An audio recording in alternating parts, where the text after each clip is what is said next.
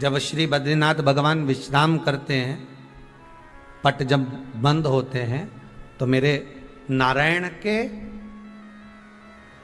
हृदय से बाहर जो लक्ष्मी जी का मंदिर है, वहां से लक्ष्मी जी को लाकर हृदय से लगाया जाता है और भगवान को एक कम्मल पूरा घी में उसको लपेट कर, पूरे घृत में उसको लगाकर, गौ माता के घृत में उसको लगाकर नारायण को भगवान शिव का स्मरण कर कर लपेटा जाता है। भगवान नारायण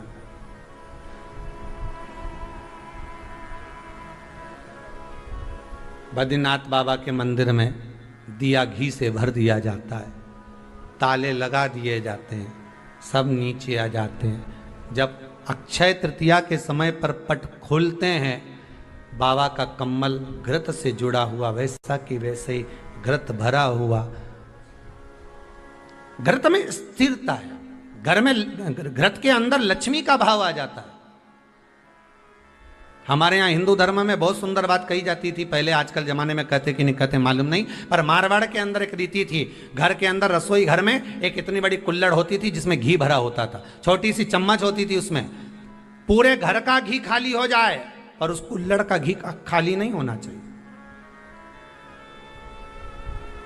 नानी भाई का मायरा सुना है आप लोगों ने?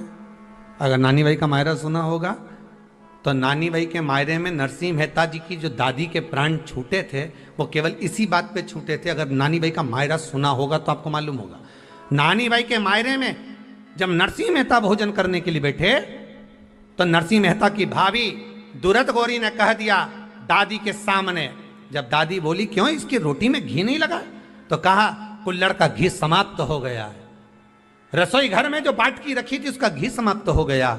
जय कुंवर भाई को चिंता लग गई, आंखों से अश्रु बहने लगे और जय कुंवर भाई नरसिंह मेहता की दादी प्राणों को छोड़ दी कि मेरे रसोई घर का घी समाप्त हो गया, मतलब ये घर अब बर्बाद होने में देरी नहीं लगेगी।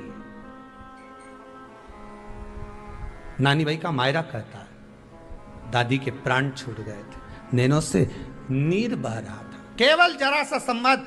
शास्त्र कहता है घर के रसोई घर में जिस बाटकी से आप रोटी पर घी लगाते उसकी बाटकी में भले आधा चम्मच घी पड़ा पर पड़े रहना चाहिए। क्यों? वो लक्ष्मी को घटने नहीं देता। जिस दिन बाटकी मंज जाए, साफ हो जाए, उस दिन उसी दिन उसको धोकर पोंछ कर वापस भर देना चाहिए। अगर बाटकी गंदी हो गई तो आप धो पोछो, मना नहीं है, पर उसको धोने पोछने से पहले एक कटोरी में घी भर दो, चम्मच रख दो। पर रसोई घर में बाटकी में घी होना चाहिए और उसमें आप डालते रहो और लगाते रहो, रोटी में चलेगा, पर बाटकी का घी समाप्त नहीं होना चाहिए, कुल्हड़ का घी समाप्त नहीं होना चाहिए। वो बरकत है, वो भंडार है, वो संपदा है हमारी। घृत वैभव देता है, घृत वैभव प्रदान करता है,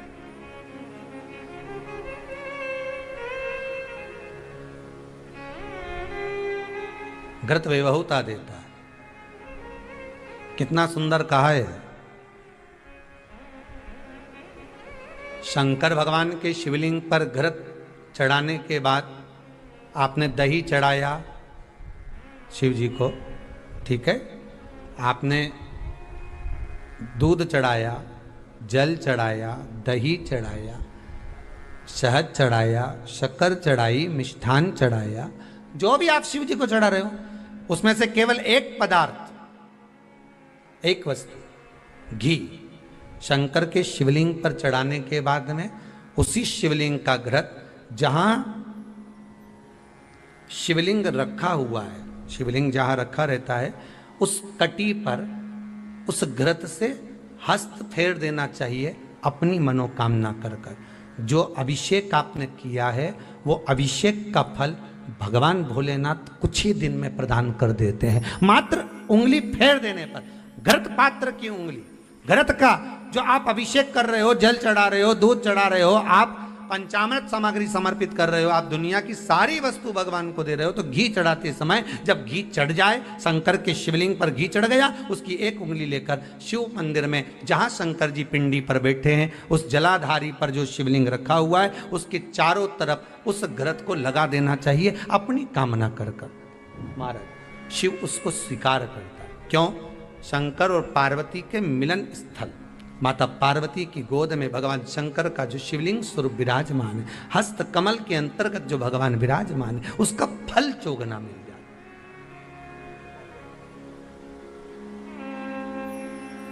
शक्तिपीठ नाम सुना है?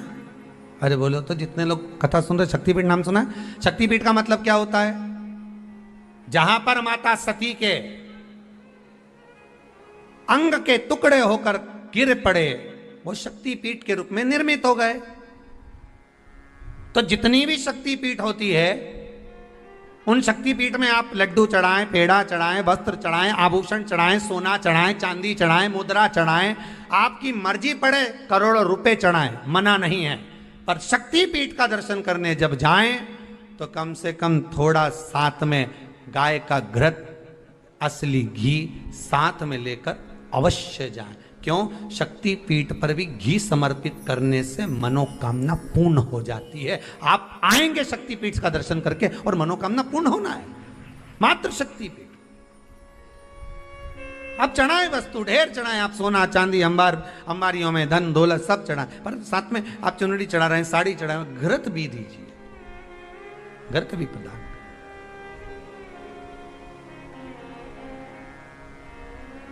घृत का दान मूल है।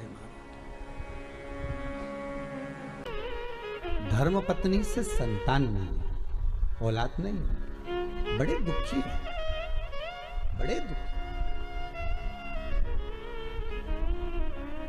अच्छा, संतान नहीं हो, किसी नारी की गोद, अगर स्त्री की गोद अगर खाली रह जाए तो भी दुख होता है उसको कि मेरे घर में औलाद नहीं, संतान नहीं।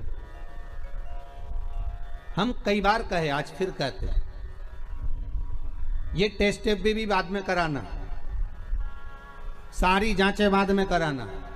एक बार शंकर का भजन कर कर देखना।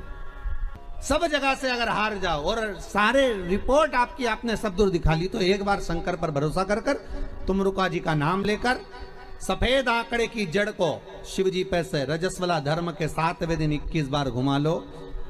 नाम गोत्र बोलकर कमर में लाल धागे में बांध लो। पीपल के पत्ते शिवजी को चढ़ाओ, उठाकर लाओ। उस एक पत्ते को रात्रि को गाय के दूध में उकालो और उस दूध को दोनों पति पत्नी पियो। साथ रहिए, समय आएगा, बाबा चाहेगा तो 3 या 4 महीने में गर्भ ठहर ही जाएगा। सारे डॉक्टर को दिखा लिया अपनी जगह, टेस्ट भी करवा लिया अपनी जगह, पर एक बार प्रयोग, और वो विश्वास रखकर करना पड़ेगा। शंकर पर जो भी कार्य कर रहे हो आप, जो उपाय कर रहे हो आप, शिव का स्मरण कर, भगवान पर अगर विश्वास रखोगे, भरोसो दृढ़ इन चरणन कहो, श्री वल्लभ नक चंद्र छटा बिन सब जगमा ही अंधेरो। अगर भरोसा है तो शंकर है, और भरोसा नहीं तो शिव कहां से।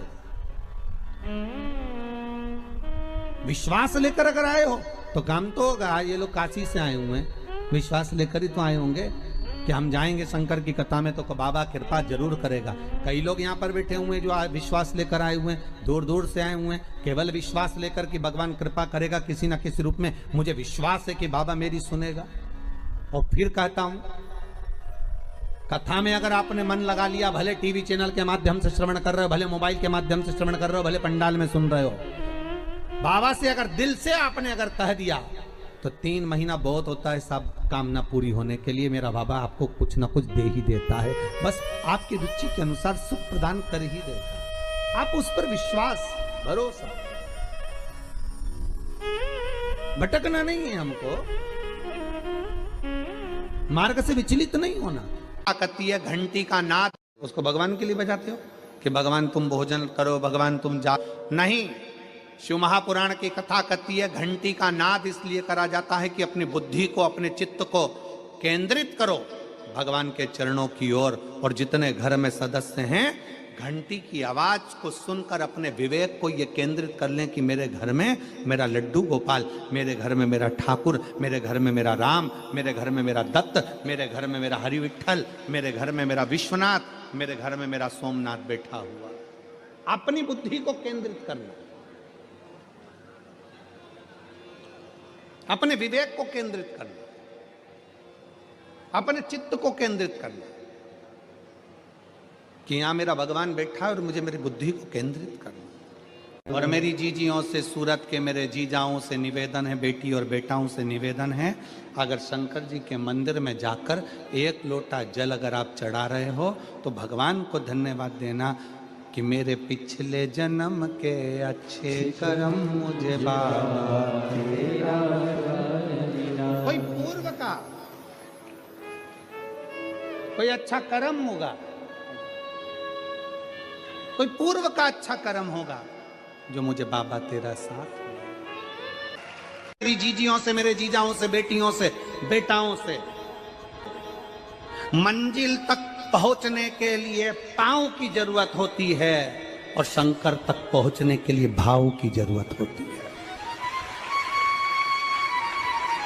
मंजिल तक पहुंचना है तो पांव की जरूरत होगी और शंकर तक पहुंचना है, शिव तक पहुंचना है, शंकर से कुछ प्राप्त करना है, झोली पसार कर अपनी झोलियों में खुशियां प्राप्त करना है तो भाव की जरूरत होती है, केवल भाव। अब कितने धनपति हैं, कितने करोड़पति, कितने सत्तापति, कितने वैभवपति हैं, कितना आपके पास में वैभव है, कितना धन है, कितनी संपदा है, वो कोई मायना नहीं रखता। आपका भाव कितना है, शंकर जी के प्रति आपका दिल कितना है, भगवान शंकर के प्रति आपका भाव कितना है, वो देखा जाए। और कभी मौका लगे ना तो एक बार सीहोर कुबेरेश्वर धाम रुद्राक्ष महोत्सव में आकर देखिएगा। हीरे की चूड़ियां पहनने वाली मेरी जीजियां, जिनके घर में 10-10 नौकर काम करते हैं, वो भी कुबेरेश्वर धाम में बर्तन मांजने की सेवा करती हैं, आकर सेवा में लगी रहती हैं, भोजन बनाने की सेवा करती हैं। जिनके घर में 10 नौकर लगे हैं वो कुबेरेश्वर धाम में आकर बाबा की सेवा में लगती हैं। उनसे पूछो कि तुम क्यों सेवा करती हो, उनसे पूछो कि तुम यहाँ आकर क्यों करती हो सेवा, तो वो कहती हैं हम साल में एक बार बाबा के धाम आते हैं और कुबेरेश्वर बाबा के यहाँ आकर सेवा कर कर जाते हैं। साल भर कुबेर भंडारी इतना देता है कि हमारी सेवा के लिए 10 नौकर लाकर खड़ा कर देता है। ये उसकी कृपा, ये उसकी उदारता, ये उसकी दया। शंकर भगवान ने पूछा कौन सा रूप, तो कि जो मैं बचपन में भजती थी,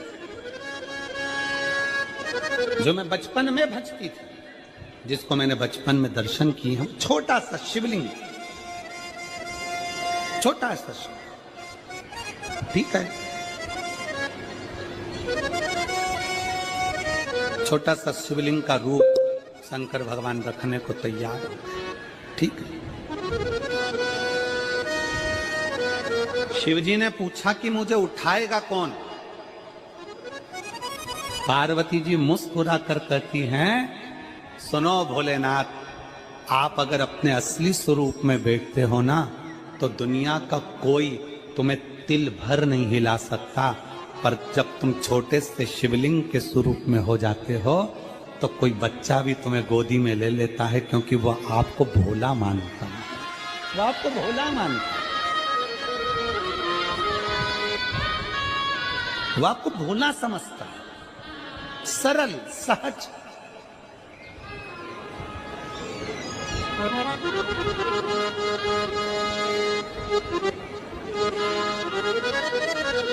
बहुत बड़ा दर्शन का फल है। शंकर भगवान की मूर्ति से दर्शन करने से ज्यादा बड़ा दर्शन का फल है शिवलिंग का दर्शन करना। स्वप्न में शंकर भगवान की मूर्ति को देखना, जटाजूट बांधे हुए शंकर जी को देखने से बड़ा फल है शंकर के शिवलिंग का स्वप्न में दर्शन करना। अगर सपने में किसी को शंकर का शिवलिंग दिखता है, सपने में कोई अपने घर से पानी चढ़ाने शंकर को जा रहा है, मैं लोटा भर के जल चढ़ा रही हूं, सपने में दिख रहा। और कई कई ऐसे भी होते हैं जिनको सपने में दिखने की जगह वो सपने में चल भी देती है।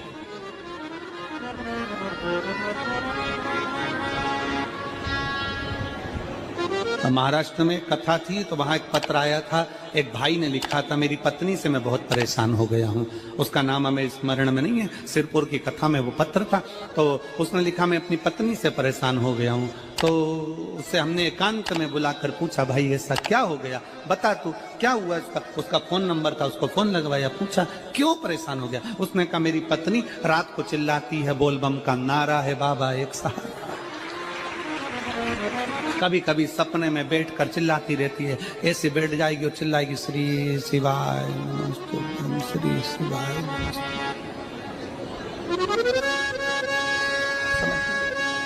और तो और यहाँ तक तो चल जाता है गुरुजी, पर इससे आगे नहीं चल पाता है।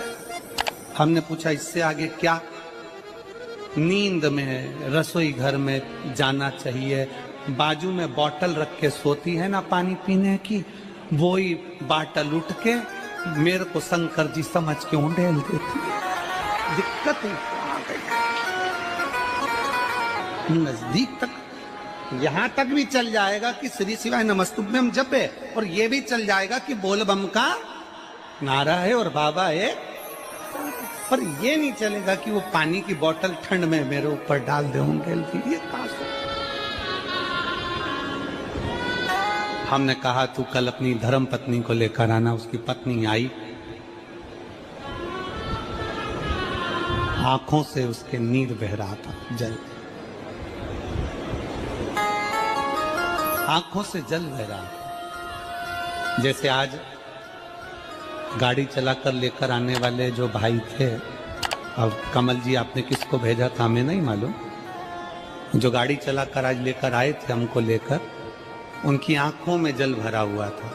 वो कह रहे थे जब पहले गुड़ियारी में कथा थी, सबसे आखिरी में बैठकर कथा सुनी थी, एक विनती करी थी बाबा से कि बाबा बस ऐसा कर देना। दूसरी कथा मैंने रायपुर के पास में जब हुई अमलेश्वर में, तब कथा के मध्य में बीच पंडाल में बीच में बैठकर सुनी थी। फिर वहां भी बाबा से एक विनती करी थी, और आज मेरे बाबा ने ऐसी कृपा कर दी कि आपके नजदीक में बैठकर गाड़ी चलाकर यहाँ तक पहुंचा।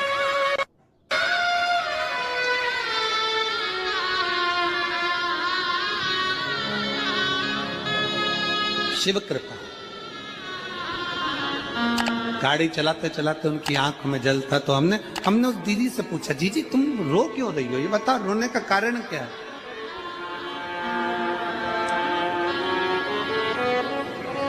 कहने लगी गुरुजी आपका इतनी नजदीक से दर्शन हो गया। हमने कहा जीजी एक बात सुन, आज बड़ी प्रसन्नता से कहते हैं कि किसी गुरु का दर्शन जब होता है तो आंखों से नीर बहता है। भगवान से प्रार्थना करना कि एक बार उसका दर्शन हो जाए तो हमारी जिंदगी उसकी हो जाए, उसका दीदार। कितनी आतुरता थी मेरे राम जी की। राम जी ने शिवलिंग की स्थापना जब रामेश्वर में करी, उसके पहले राम जी ने हनुमान जी से कहा जाकर कैलाश पे से शिवलिंग लेकर आओ। रामचरितमानस का स्मरण करिएगा, जाओ कैलाश पर से शिवलिंग लेकर आओ, मुझे यहाँ पर पूजन करना है। राम जी ने हनुमान को शिवलिंग लेने भेज दिया। रामेश्वर धाम में राम जी इंतजार कर रहे थे, तभी हनुमान जी तो गए थे शिवलिंग लेने के लिए, और मां जानकी ने शिवलिंग का निर्माण कर दिया। राम जी ने शिवलिंग का निर्माण कर दिया, जानकी जी ने शिवलिंग का निर्माण कर दिया। मतलब शिव जी को प्राप्त करने के लिए क्षण की भी देरी नहीं करना चाहिए। तुरंत हनुमान जी शिवलिंग लेकर आए, हनुमान जी की आंख में जल। हनुमान जी बोले प्रभु, हनुमान जी बोले नाथ मेरे को शिवलिंग लेने भेजा था और मैं शिवलिंग लेकर आया, उससे पहले आपने रामेश्वर धाम की स्थापना कर दी। अब मेरे शिवलिंग का क्या होगा जो मैं लेकर आया? राम जी मुस्कुराकर बोले, रे हनुमान, शंकर के शिवलिंग के पूजन में तो देरी करना ही नहीं चाहिए। जैसा बन जाए वैसा बना लो, जैसी पूजन हो जाए वैसी कर लो, जैसी आराधना हो जाए वैसी कर लो। शिवलिंग का क्या होगा? राम जी ने कहा चिंता मत करो हनुमान, इस शिवलिंग को मैं ले जाकर स्थापित करता हूँ। एक शिवलिंग हनुमान जी महाराज का स्थापित करा, एक शिवलिंग सीता जी के हाथ का राम जी ने स्थापित करा। जो सीता जी के हाथ का स्थापित करा वो रामेश्वर शिवलिंग हुआ, और जो हनुमान जी के हाथ का स्थापित किया वो हनुमतेश्वर शिवलिंग हुआ, जो आज भी रामेश्वर में विराजमान। भगवान राम जी ने कहा, सुनो हनुमान, जो रामेश्वर का दर्शन करने के लिए आएगा, रामेश्वर बाबा पर जल चढ़ाएगा, गंगोत्री से जल लेकर यहाँ पहुंचेगा, और गंगा जल जब वो रामेश्वर भगवान को चढ़ाएगा, रामेश्वर भगवान को चढ़ाया हुआ बड़े भाव से थोड़ा सा जल जब तक वो हनुमतेश्वर को नहीं चढ़ाएगा, तब तक उसके 12 ज्योतिर्लिंग की यात्रा पूर्ण नहीं होगी। हनुमतेश्वर ज्योतिर्लिंग पर भी शिवलिंग का रूप धारण करे शंकर जी विराजमान। भगवान के स्वरूप से बड़ा शिवलिंग, और जितना पूजन का मौका मिल जाए, कोई कह दे ना, हमसे कोई कह दे किसी के यहाँ जाओ और कोई कह दे कि गुरुजी हमारे घर के मंदिर का दर्शन करिए, सबसे बड़ी खुशी हमारे जीवन की। ऐसा लगता है अंदर फुलझड़ियां फूट गई, उसमें भगवान शंकर का दर्शन होगा, उसमें लाडले ठाकुर का दर्शन होगा, उसमें उनकी कुल देवी का दर्शन होगा, उसमें देवता का दर्शन होगा। परिवार से मिलेंगे बाद में, पहले मिलो अंदर विराजमान शिव से। कई बच्चे गले में रुद्राक्ष पहने रहते हैं ना, कई बच्चे, कई बेटियां, कई माताएं अपने गले में रुद्राक्ष पहनी रहती हैं, कई मेरे भाई अपने गले में रुद्राक्ष पहने रहते हैं। और बच्चे के गले में जब रुद्राक्ष का दर्शन होता है तो ऐसा लगता है कि शंकर इसके साथ कदम से कदम मिलाकर चल रहा है। पहले हम उस रुद्राक्ष को नमन करते हैं। जिसके गले में रुद्राक्ष होता है पहले हम उसको नमन करते हैं, क्योंकि उसके गले में शंकर स्वयं विराजमान है, शिव उसके साथ चल रहा है। में शंकर स्वयं विराजमान है, शिव उसके साथ चल रहा है।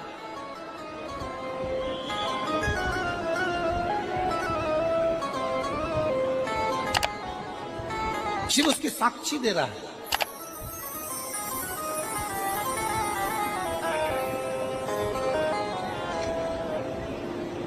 शंकर कृपा करने वाला दयालु दातार, उसकी उदारता, उसकी करुणा। एक पत्र है,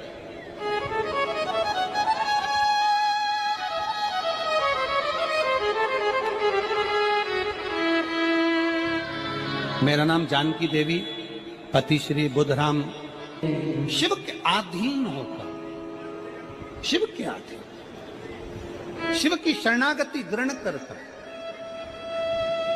शंकर की, हम शिव के अधीन होकर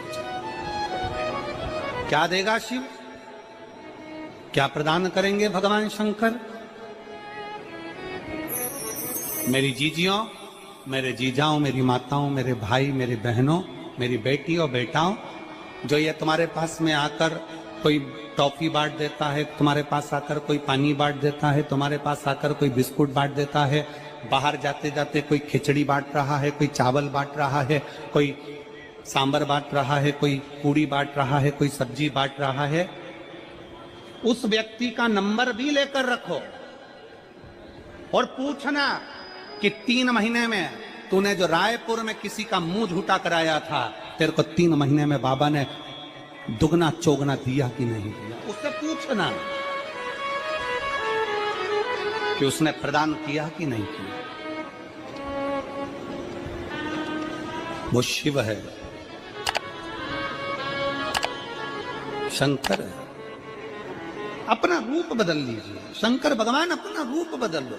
शिव जी शिवलिंग की आकृति, पार्वती जी से पूछ रहे मुझे उठाएगा कौन, शंकर भगवान से पार्वती जी कर रही हैं, अगर आप स्वरूप में रहेंगे तो कोई नहीं उठाएगा, पर आप शिवलिंग की आकृति में आ गए तो कोई भी उठा ले।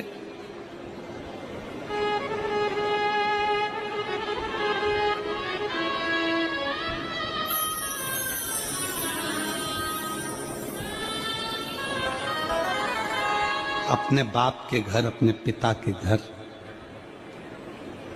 अपने पिता के घर, अपने बाबुल के घर, अपने पिता के घर, अपने बाप के घर,